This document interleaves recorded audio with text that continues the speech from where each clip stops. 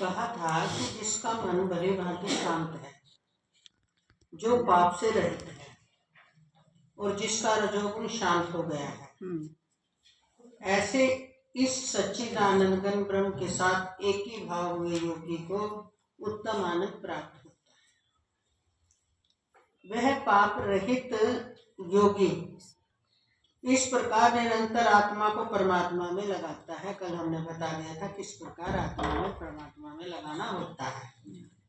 आत्मा ही परमात्मा है, परमात्मा ही सर्वत्र व्यापक है। जो सर्वत्र व्यापक है वो देहधारी में मुझ आत्मा के रूप से प्रकट है, इसलिए मेरा स्वरूप आत्म स्वरूप है और ये आत्मा ही सर्वत्र व्यापी परमात्मा है। बार बार यही चिंतन करना चाहिए।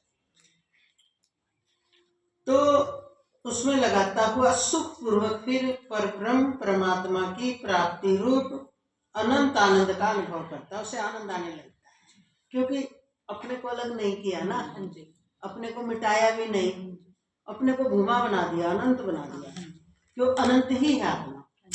तो उसमें खुशी होती है कि मैं अकेला नहीं, अनंत है, अनंत है वो आत्मा और वही है मेरा स्वरूप और कभी मिटने वाला नहीं और कहीं आने जाने वाला नहीं।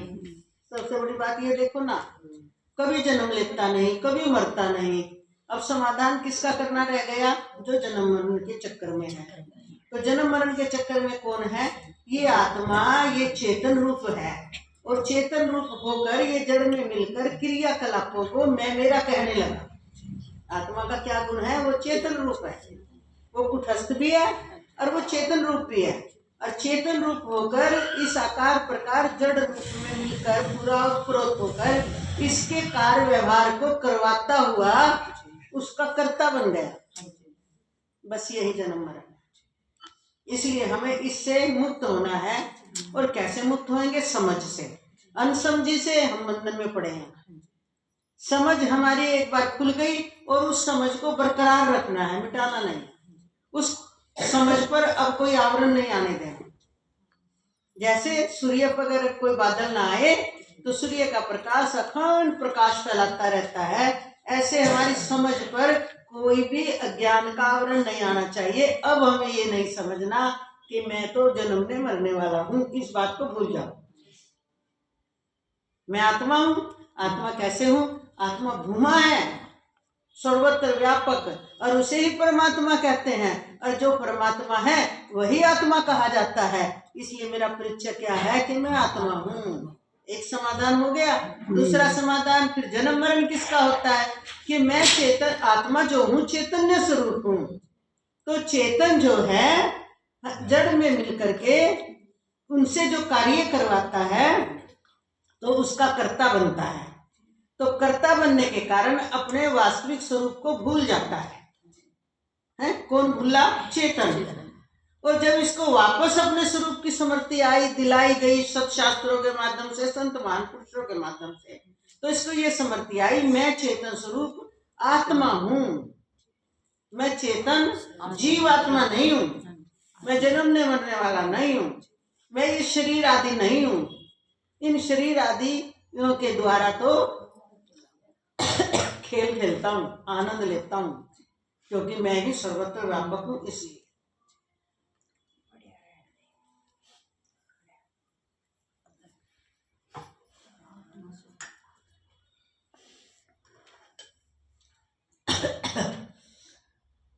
तो इसलिए आगे 29वें श्लोक में क्या कह रहे हैं? सर्वभूस्थात्मनि सर्वभूतानि च आत्मनि इक्षते योगी युक्तात्मा सर्वत्र समदर्शन यो मां पश्यति सर्वत्र सर्वं च मयि पश्यति तस्याहं न प्रणश्यामि स च मे न प्रणश्यति सर्वभूतस्थितं यो मां भजते ये त्वम् अस्थितः सर्वथा वर्तमानोऽपि सहयोगी मयि वर्तते। आत्म्य ये सर्वत्र समं पश्यति यो अर्जुन सुखम वा यदि वा दुखम सहयोगी परमो मतः यह अयम योग स्तव प्रोक्त सामेन मधुसूदन इत्सह्यहं न पश्यामि चंचल त्वाम् अस्थितं स्थिराम् चंचलं हि मनः कृष्ण प्रमाथि बलवद् दृढ़ं तस्याहं निग्रहं मने वायुरिव सुदुष्करम। क्या कह रहे हैं आगे भगवान 29वें में? सर्वव्यापी अनंत चेतन में दे दिया ना परिचय। जो सर्वव्यापी अनंत है ना कुटस्थ रूप से, वो चेतन है। बोले चेतन में एक ही भाव से स्थिति रूप योग से क्या बना ले? सर्वव्यापी अनंत चेतन में अपनी एक ही भाव धारण करे, ऐसी स्थिति बना ले। ऐसी स्थिति जब आपकी बन जाएगी तो स्थिति रूप योग से क्या होगा? युक्त आत्म वाला, ऐसी स्थिति योग युक्त हो गया, ऐसा आत्मा वाला तथा सब में सब भाव समभाव से देखने वाला, सब में समभाव से देखने वाला योगी आत्मा को संपूर्ण भूतों में स्थित और संपूर्ण भूतों को आत्मा में कल्पित देखता है। देखना, इसकी भूल मत कर देना। कई बोल देते हैं, क्या बोल देते हैं कि सब में समभाव से देखने वाला योगी आत्मा को संपूर्ण भूतों में स्थित और संपूर्ण भूतों को आत्मा में स्थित देखता है। वो गलत हो जाएगा। तो यहाँ पर क्या देखना है? सच्ची बात क्या है कि संपूर्ण भूतों में स्थित किसको देखता है? आत्मा को। और संपूर्ण भूतों को आत्मा में क्या देखता है? कल्पित। जो कल्पित होती है चीज वो होती नहीं है, पर उस काल में उसके आकार प्रकार बनकर भासने लग जाते हैं, इसलिए कल्पित है, कल्पित देखता है। जो पुरुष संपूर्ण भूतों में सबके आत्म रूप, जो पुरुष संपूर्ण भूतों में, संपूर्ण आ गया इसमें, चींटी से चींटी क्या, उससे भी सूक्ष्म जीव का भी भूत, वो भी भूत है। भूत माने पंचभूतों का देह। संपूर्ण भूतों में सबके आत्म रूप, सबका आत्मा है। मुझ वासुदेव को ही व्यापक देखता है। वासुदेव किसको? परमात्मा स्वरूप को देखता है। सब में एक ही वासुदेव यानी वास करता है। वो देव कौन है? आत्मा। वासुदेव का क्या मतलब है? जो संपूर्ण भूतों में एक ही देव वास करता है और उस देव का नाम क्या है? आत्मा। ऐसे जो देखता है यानी वासुदेव के अंतर्गत देखता है सभी को, उसके लिए मैं अदृश्य नहीं होता। कैसे अदृश्य होंगे? एक प्रकट हो गया ना, इसलिए उसके लिए मैं अदृश्य नहीं होता और वह मेरे लिए अदृश्य नहीं होता। वह मेरे लिए भी अदृश्य नहीं होता। क्यों? क्योंकि वो मुझे देखता है। क्यों? मैं तो पहले ही देख रहा हूँ।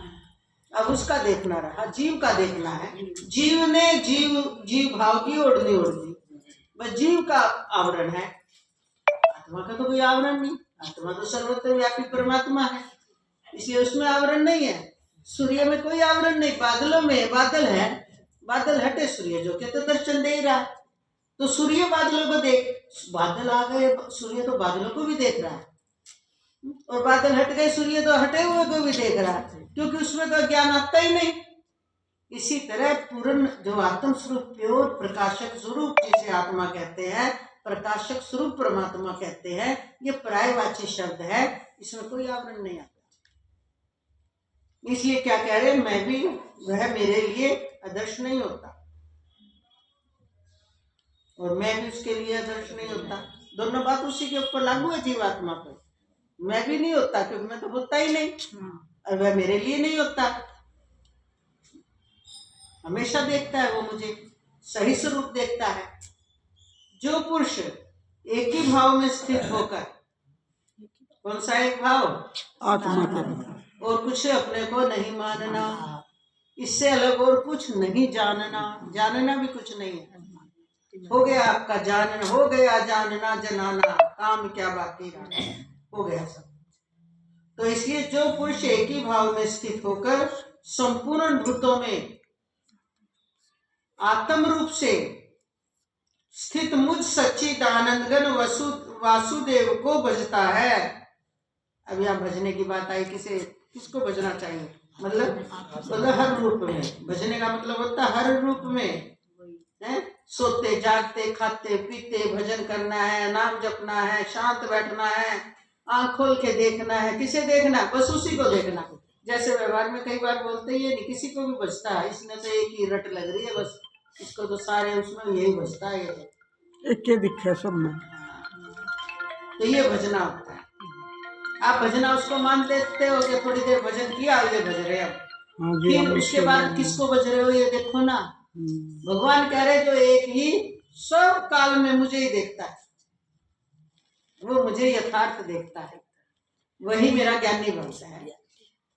इसलिए क्या कह दिया? जो पुरुष एक ही भाव में स्थित होकर संपूर्ण भूतों में आत्म रूप से स्थित मुझ सच्चिदानंदघन वासुदेव को भजता है, वह योगी सब प्रकार से बरतता हुआ भी फिर कैसा व्यवहार करे? वो कैसे का मतलब जैसा उसकी अभ्यास है वैसे तो करेगा, है? जिसको उपदेश करने का अभ्यास है वो उपदेश करेगा, जिसको व्यापार करने का अभ्यास है व्यापार करेगा, जिसको रोटी पकाने का अभ्यास है वो रोटी पकाएगा, जिसको विश्राम करने का अभ्यास है वो लंबे लंबे समय तक विश्राम यानी ध्यान में बैठा रहेगा, उपदेश नहीं करेगा। उसकी मर्जी, जब कहा वो स्वतंत्र हो जाता है। तो इसीलिए कहा वह सब प्रकार से, वह योगी सब प्रकार से बरतता हुआ, किसी भी रूप में बरते, क्या करता है? मुझे ही बरतता है। भेद दृष्टि खत्म हो गई, दूसरा दिखना बंद हो गया। अब काहे का भेदभाव? किसी की ड्यूटी कलर की लग गई, किसी की ड्यूटी राजा की लग गई, कोई उपदेश करता फिर रहा है, कोई पहाड़ों में बैठा है, कोई योगी बनकर ध्यान में मस्त रहता है? और कोई सेवा में लगा हुआ है। ये नहीं होता जो सेवा में लग रहा है, जो आप लोगों की भाषा है, आप क्या बोलते हो? धंधा। धंधा तो वैश्या का होता है, धंधे वाली तो वो है?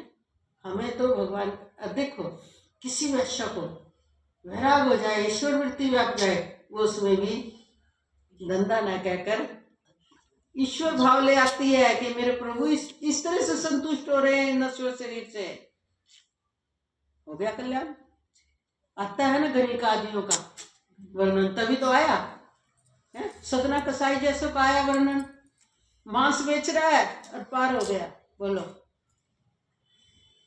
आप जरा विचार करो इन बातों से। मतलब ये एक केस ऐसे हैं इतिहास में, ताकि हमें कहीं भी नेगेटिव ना आए और निर्बलता ना आए कि देखो सदना कसाई मांस बेचकर पार हो गया, गणिका वैश्या का कार्य करते हुए पार हो गई। अब कैसे किया उसने? उसकी दृष्टि बदली ना, योग युक्त हो गई। हम छोटे मोटे कामों को सोच लें, अरे तेरी मौज है, तू तो भजन करती है, तू तो मेरे जैसे के तो धंधे में ही सारा दिन निकल जाता है। मतलब भजन करने से, वो भजन करना धंधा नहीं है। अगर तूने सेवा में धंधा ना कहकर ईश्वर देख लिया तो क्या बन गया? ईश्वर प्रकट नहीं होते। भोजन करवाना ही सेवा है क्या? भोजन करना सेवा नहीं है? वहां भी आत्मा, वहां भी प्राण, वहां भी शरीर। भोजन करना और करवाना दोनों ही तो भक्ति है, या करवाना भक्ति है? दृष्टि बदलनी है सारी।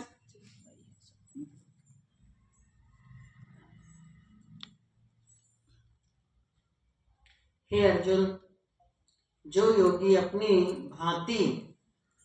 भांति का मतलब क्या है इसका? जैसे मनुष्य अपने मस्तक, वो उदाहरण दिया गया जो हमने 2-3 दिन पहले शरीर का दिया था। जैसे मनुष्य अपने मस्तक, हाथ, पैर और गुदा आदि के साथ ब्राह्मण, क्षत्रिय, शूद्र और म्लेच्छ आदियों का साथ बर्ताव करता हुआ, मस्तक का ब्राह्मण व्रत, हाथ का क्षत्रिय व्रत, पैर का शूद्र व्रत और गुदा आदि से म्लेच्छ आदि का व्यवहार करता हुआ, बर्ताव करता हुआ भी उनमें आत्म भाव अर्थात अपनापन समान होने से सुख और दुख को समान ही देखता है। बताओ क्या बैर बरतता है? यही समझाए थे। वैसे ही सब भूतों में देखना यानी अपनी भांति सम देखना कहा गया है। सम में ऐसे ही सम व्यवहार नहीं होता, सम दृष्टि होती है। व्यवहार तो अब गुदा के साथ हम गुदा वाला व्यवहार करते हैं, मस्तिष्क के साथ मस्तिष्क वाला, हाथ के साथ हाथ वाला, पाँव के साथ पाँव वाला, है ना। अब कहे आज हाथ को तो यूं कर लिया, अब पाँव को बेचारों को मेहनत करनी पड़ रही है। देखो ये तो ठंड में भी बेचारे जमीन में घिस रहे हैं, चल के भी जा रहे हैं, पैर पे तो पूरा शरीर खड़ा है, और इन्हीं के साथ द्वेष, द्वेष है या क्रिया उसकी? क्रिया।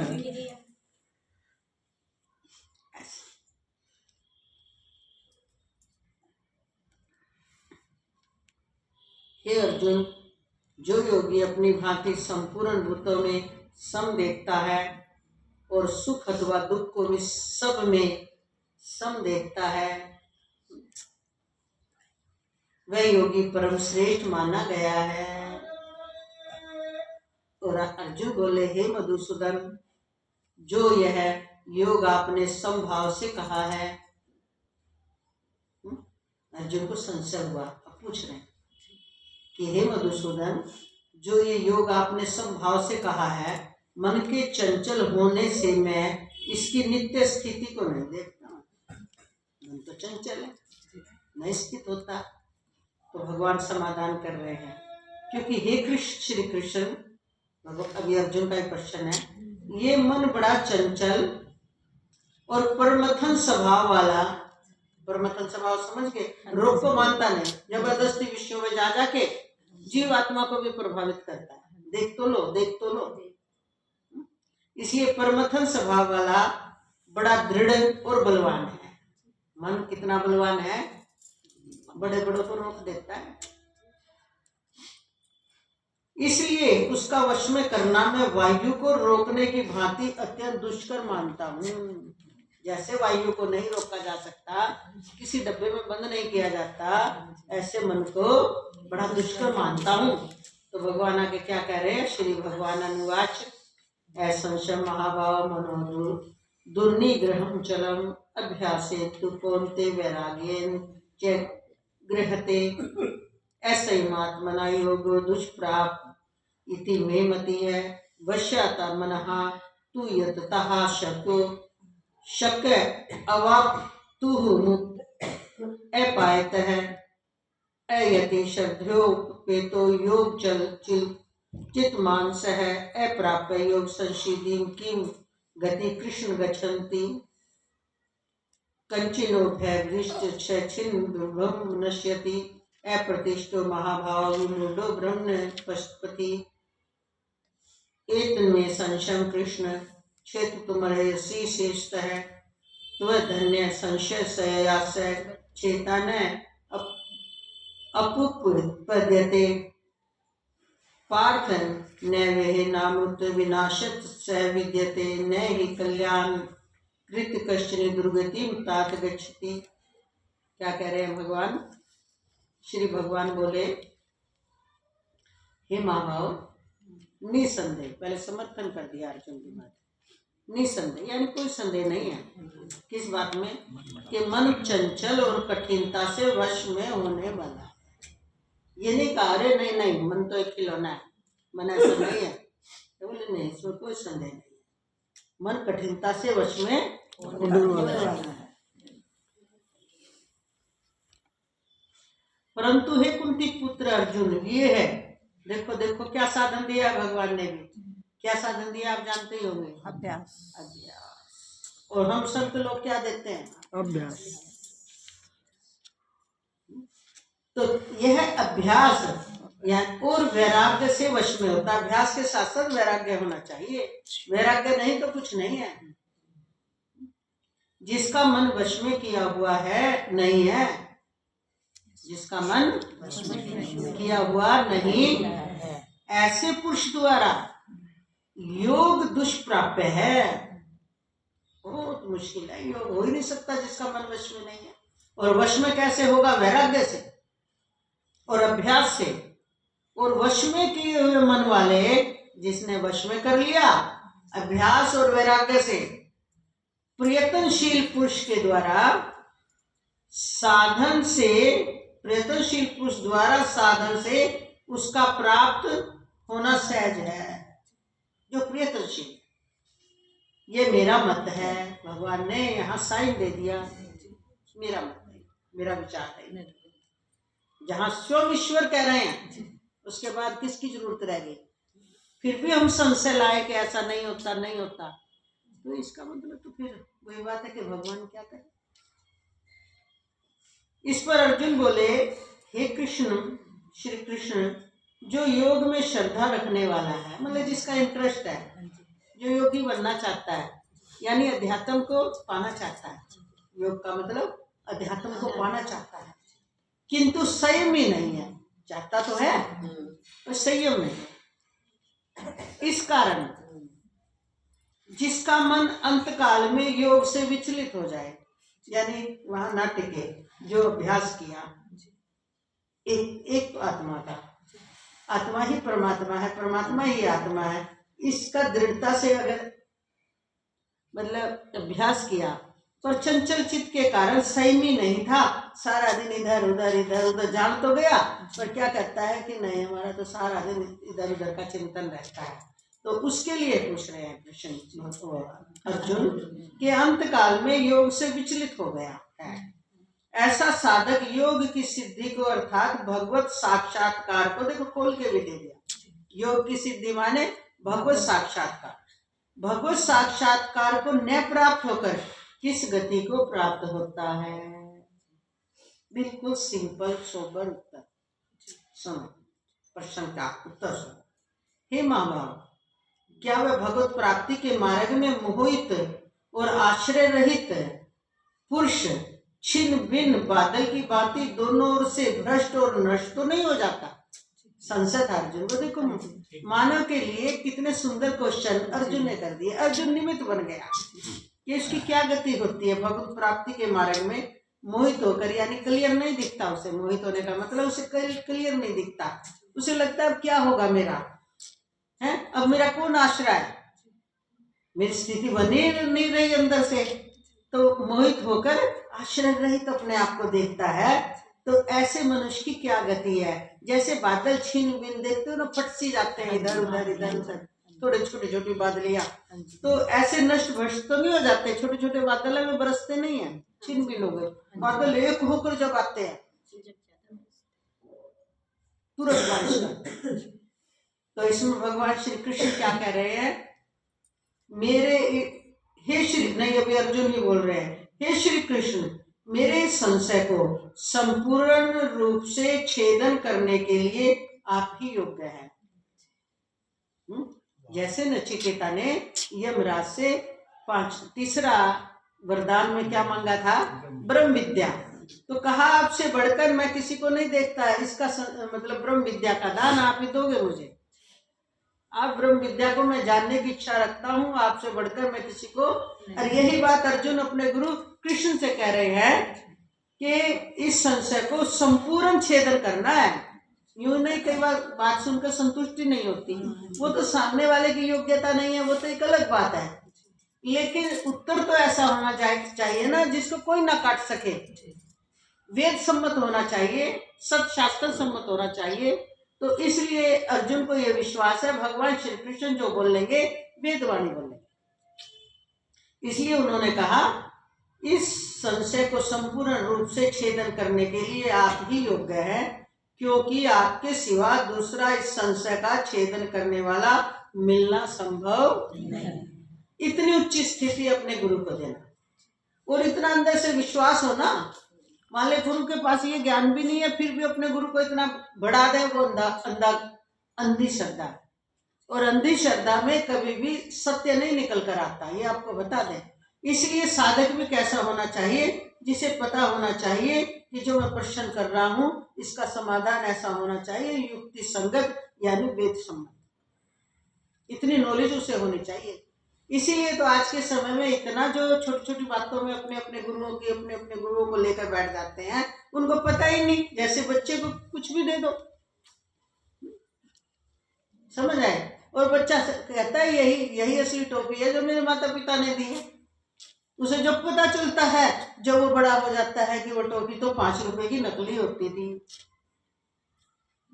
तो ऐसे ही शिष्य को नहीं पता होता, क्योंकि उसको नॉलेज हो तो पता हो सब शास्त्र सम्मत बात है या वेद में ऐसा कुछ है, क्योंकि शास्त्र उसने पढ़े नहीं। इससे सिद्ध हो रहा है कि अर्जुन जानता सब कुछ है। इसलिए जो ऐसा समाधान चाह रहा है कि संपूर्ण रूप से संशय का छेदन हो जाए, तो तब कह रहे हैं संशय का छेदन करने वाला मिलना संभव नहीं है। अब श्री भगवान अनुवाच कह रहे हैं, श्री भगवान बोले, हे पार्थ, उस पुरुष का न तो इस लोक में नाश होता है। देखो, अब आप सोचोगे पुरुष का मतलब शरीर का नहीं, आत्मा जी। और न परलोक में ही, न परलोक में ही, क्योंकि हे प्यारे, आत्म उद्धार के लिए, आत्मा का उद्धार करने के लिए, भगवत प्राप्ति के लिए कर्म करने वाला कोई भी मनुष्य दुर्गति को प्राप्त नहीं होता। बोले उस जीवात्मा का यहाँ बादलों की तरह कुछ छाना नष्ट बढ़ तो नहीं हो जाए, लेकिन ना ना ना यहाँ नाश होता, ना परलोक में। भगवत प्राप्ति के लिए कर्म करने वाले का किसी भी मनुष्य की दुर्गति नहीं होती, समय कितना लग जाए। इससे बड़ा सांत्वना और इतना बड़ा आश्वासन और क्या चाहिए जीव को। और अगर भाव भगवान की वाणी भी हवा में उड़ा दी तो फिर किसमें विश्वास करोगे। तब हम बोलते होते हैं गीता जी देखो, आप गीता जी में क्या कह रहे हैं भगवान, अब अपनी मर्जी का अर्थ निकाल लो तो हम क्या करें। गीता जी सर्वमान्य हमारा सनातन का मूल है। वेद और उपनिषदों के बाद अगर आसान से आसान अगर कोई शास्त्र है, आज के समय में वेद पढ़ना सबके लिए आसान नहीं है, ना सुलभ है ना आसान है, और उपनिषद भी सबकी बात नहीं है, समझ नहीं आते, पर गीता जी तो हर गृहस्थी के घर में होती है। तो एक ऐसे महापुरुष के द्वारा जो अच्छे से इसको जानता है, हमने बैठकर सुनना चाहिए, फिर उसका खुद मनन करना चाहिए। अगर गीता जी का सार सही आपको समझ में आ गया तो आपके लिए सारे रास्ते खुले हैं, आप कहीं भी नहीं अटकोगे, बहुत शास्त्रों की आपको जरूरत ही नहीं है। फिर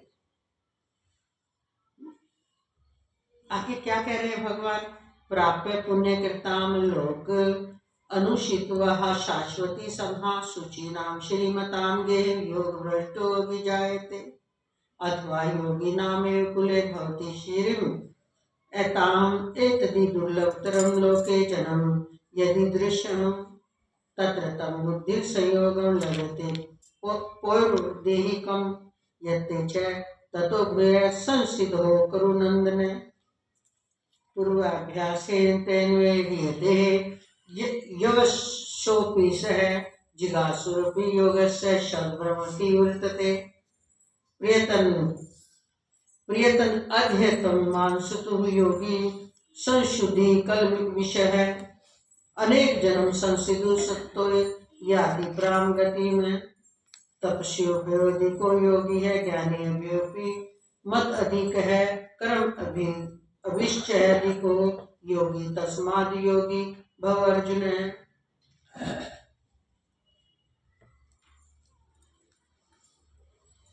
क्या कह रहे हैं भगवान, योग भ्रष्ट पुरुष पुण्यवानों के लोकों को अर्थात स्वर्ग आदि उत्तम लोकों को प्राप्त होकर कहाँ जाएगा वो, पुण्यवान लोग। कौन से पुण्यवान, जो भगवत प्राप्ति में पहले लगे हुए थे, उनमें बहुत वर्षों तक निवास करके शुद्ध आचरण वाले श्रीमान पुरुषों के घर में जन्म लेता है। अथवा वैराग्यवान पुरुष उन लोकों में न जाकर, जिसका वैराग्य दृढ़ है, उसे लोक में रस आता नहीं है, वो टिकेगा नहीं वहां पे। तो इसलिए वैराग्यवान उन लोकों में न जाकर ज्ञानवान योगियों के ही कुल में जन्म लेता है।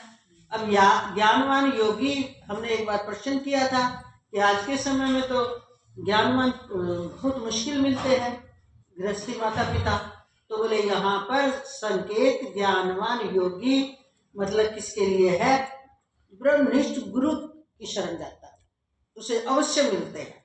जो पिछले जन्म का इस प्रकार से अध्यात्म के लिए, भगवत प्राप्ति के लिए लगा हुआ साधक है, उसको जो भी मिलेंगे ब्रह्मनिष्ठ योगी ही मिलेंगे। मतलब कोई भटकाने वाले उसको नहीं मिलेंगे। अगर मिल भी गए तो टिकेगा नहीं, छोड़ देगा वहां से। तो इसलिए भगवान ने यहाँ क्या कह दिया, ज्ञानवान योगियों के ही कुल में जन्म लेता है। परंतु क्योंकि जन्म दो प्रकार के होते हैं, एक शरीर का जन्म माता पिता के यहाँ गृहस्थी में होता है, और एक गुरु के यहाँ जब आप संन्यास दीक्षा लेते हो, मंत्र लेते हो, है तो गुरु बनाते हो, एक जन्म वो होता है। तो यहाँ पर उसको समझना चाहिए, ज्ञानवान गुरु से ही उसका संपर्क होता है। परंतु इस प्रकार का जो ये जन्म है सो संसार में निसंदेह अत्यंत दुर्लभ है। ब्रह्मनिष्ठ महापुरुष का मिल जाना, अब आप देखो अत्यंत दुर्लभ। वहां उस पहले शरीर में संग्रह किए हुए, वहां क्या है, जो पहले शरीर में पहले जन्म में उसने संग्रह किया था, बुद्धि संयोग से अर्थात समबुद्धि रूप योग के संस्कारों को अनायास ही प्राप्त हो जाता है। क्या हुआ, उसका बुद्धि संयोग कैसे कराती है, उसकी बुद्धि ऐसे वैसों में टिकती नहीं। इसलिए कहा पुराना जो संस्कार है तो बुद्धि संयोग से क्या करती